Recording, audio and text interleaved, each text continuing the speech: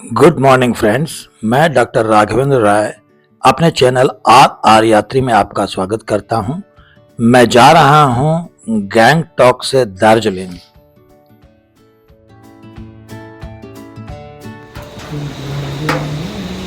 गैंगटॉक का hotel clarion है ये। यहाँ पे मैं लाचुंग से आया हूँ और इसके बाद दार्जिलिंग जाना है। ये प्रॉपर्टी है जिसमें जो कि आउटर लॉबी दिखाई दे रही है, बहुत अच्छी प्रॉपर्टी है। और ये यहाँ का स्विमिंग पूल है, ये आपको दिखाई दे रहा है। बरसात चालू हो गई है और बरसात के बाद थोड़ा मौसम बिगड़ गया है, तो यहाँ पे लोकल घूमने लायक तो अभी रह नहीं गया है। तीस्ता रिवर बह रही है। ये सिक्किम की प्राणदायिनी, जीवनदायिनी हिमालय की गोद में बल खाती हुई ये पूरे रास्ते में मिलेगी हमें। सिक्किम से जब गैंगटॉक से दार्जिलिंग जा रहे हैं तो पूरे रास्ते में मिलेगी।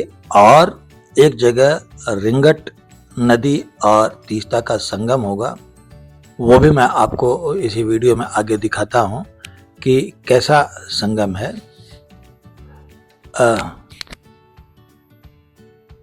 दार्जिलिंग जहाँ मैं जा रहा हूँ, जिसको पहाड़ों की रानी भी कहते हैं, वो वेस्ट बंगाल में है।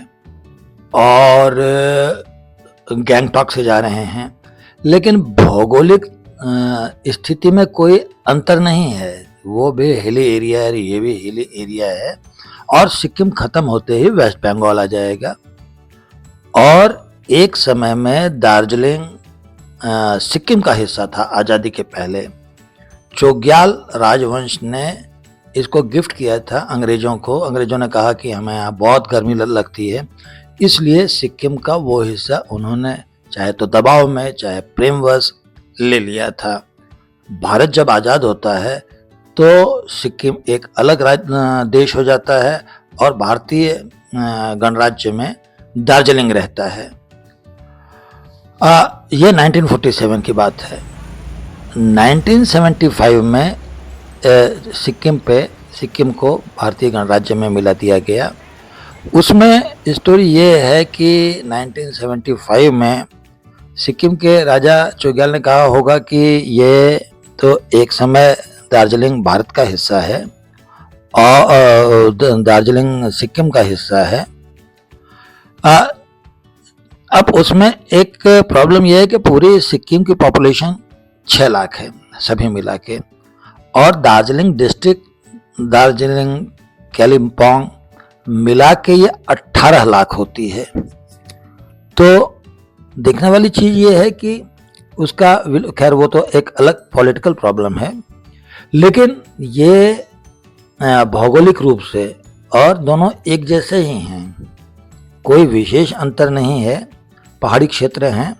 हाँ, सिक्किम ज़्यादा साफ सुथरा है और चूंकि ये वेस्ट बंगाल में आता है दार्जिलिंग, तो थोड़ा सा वेस्ट बंगाल का इफेक्ट दार्जिलिंग पे आ जाता है।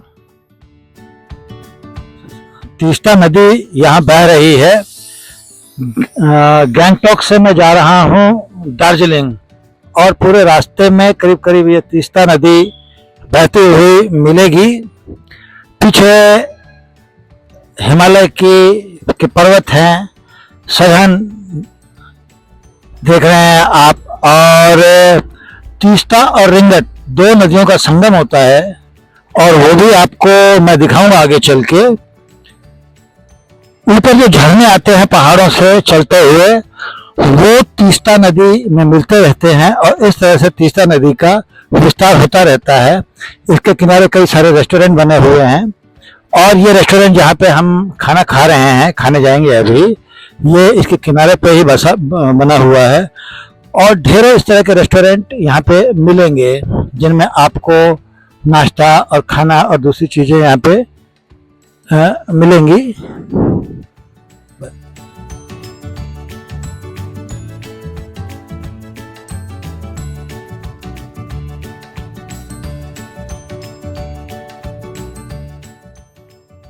ये एक व्यू पॉइंट बना रखा है जहाँ पे दोनों नदियाँ नीचे दिखती हैं, रिंगट और तीस्ता।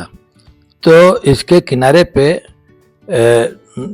मैगी और कॉफ़ी, चाय और दूसरी चीज़ों के रेस्टोरेंट वगैरह बना रखे हैं। ये संगम है तीस्ता और रिंगट नदी का। रिंगट का मटमैला पानी और तीस्ता का क्लियर पानी साफ साफ दिखाई दे रहे हैं, और थोड़ी दूर पे आगे चल के ये वापस एज अ तीस्ता ही बहती रहती है, और इसका पानी क्लियर रहता है। ऊपर बल खाती सड़क है, नीचे बल खाती तीस्ता नदी है, और बहुत ही सुंदर दृश्य यहाँ पे बनता है फोटोग्राफी करने के लिए, वीडियोग्राफी करने के लिए। ये व्यू पॉइंट बना रखा है जहाँ पे आप एज अ मिडवे रेस्ट भी कर सकते हैं, चीज़ें भी ले सकते हैं, खाना खा सकते हैं, नाश्ता कर सकते हैं।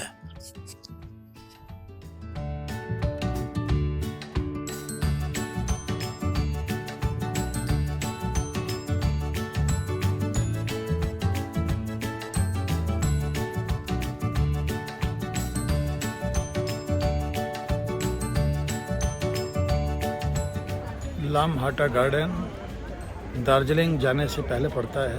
अब यहाँ पे धुंध छाना चालू हो गई है, चारों तरफ धुंध ही धुंध है। यहाँ से ठंड बढ़नी चालू हो जाती है दार्जिलिंग के लिए। पीछे ऊंचे ऊंचे पेड़ दिखाई दे रहे हैं, लेकिन धुंध से घिरे हुए हैं।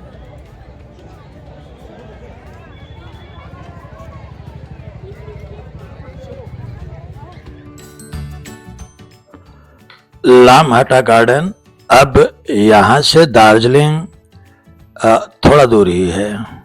दार्जिलिंग सिटी ये दार्जिलिंग डिस्ट्रिक्ट में ही है, लेकिन यहाँ से दार्जिलिंग मेन सिटी तक सड़कें पतली हैं, ट्रैफिक इतना ज़्यादा रहता है कि एक एक किलोमीटर पे एक एक घंटा लगता है।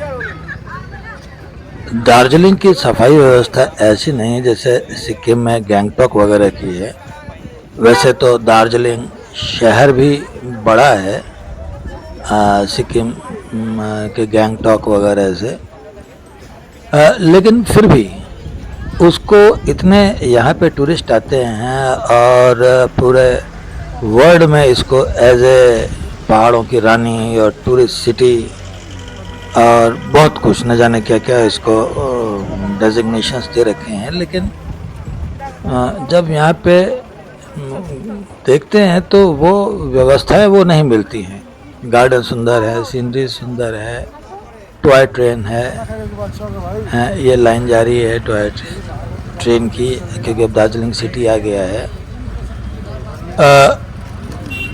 कुछ कारण होंगे, या तो थोड़ा सा एनक्रोचमेंट होगा, तो इन सड़कों को चौड़ा करने की ज़रूरत है। नहीं तो ये तो रेगुलर प्रॉब्लम है दार्जिलिंग की, कि आपको 2 किलोमीटर के लिए 1.5-2 घंटा लगता है, क्योंकि सड़कें एक तो पुरानी हैं, फिर इनक्रोच्ड हैं।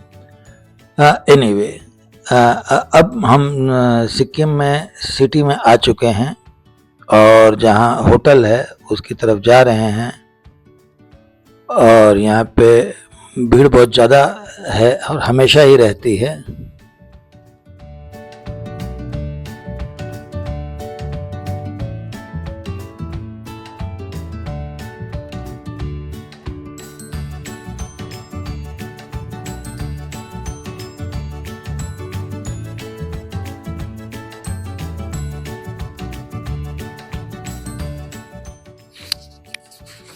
सारे भीड़ को क्रॉस करते हुए, सारे ट्रैफिक को क्रॉस करते हुए इवेंचुअली मैं पहुंच गया होटल में अपनी प्रॉपर्टी पे, और मुझे घंटों लग गए ये 5-7 किलोमीटर को क्रॉस करने में। लेकिन एक चीज़ है कि जो टैक्सी ड्राइवर्स हैं बिल्कुल व्यवस्थित हैं, बिल्कुल जल्दी नहीं करते हैं। उनको आदत सी पड़ गई है जाम में चलने की, ओवरटेक नहीं करते, अपनी बारी का इंतज़ार करते हैं, और ज़्यादातर जगह तो वन वे ट्रैफिक कर दिया गया है। फिर भी जो जाम है वो लग जाता है, क्योंकि मेरे ख्याल से ये तो पुराना सिटी कंस्ट्रक्शन है, इसमें कितना चेंज किया जा सकता है। ये मैं अपनी प्रॉपर्टी पे आ गया हूँ होटल में। यहाँ से कल मैं निकलूँगा टॉय ट्रेन और माउंटेनियरिंग इंस्टीट्यूट देखने। ये आपको दिख रही है लाइन से गाड़ियाँ आती हैं, ऐसी तो सड़कें हैं और इनमें इनोवा इस तरह की बड़ी बड़ी गाड़ियाँ एक के बाद एक आती रहती हैं। सामने से जाने का तो मौका ही नहीं मिलेगा। तो ये वन वे है, फिर भी आप देख रहे हैं अभी तो फिर कम है। ये कभी एक एक करके गाड़ियाँ निकल रही हैं, कभी कभी तो पूरा ही जाम लग जाता है। सब एक आध घंटे के लिए पैक हो जाते हैं, जो जहाँ है वो वहीं पे रह जाता है। ये पीछे लंबी कतारें 1-1 किलोमीटर 2-2 किलोमीटर, और कोई एक दिन नहीं लगती है, ये डेली लगती है।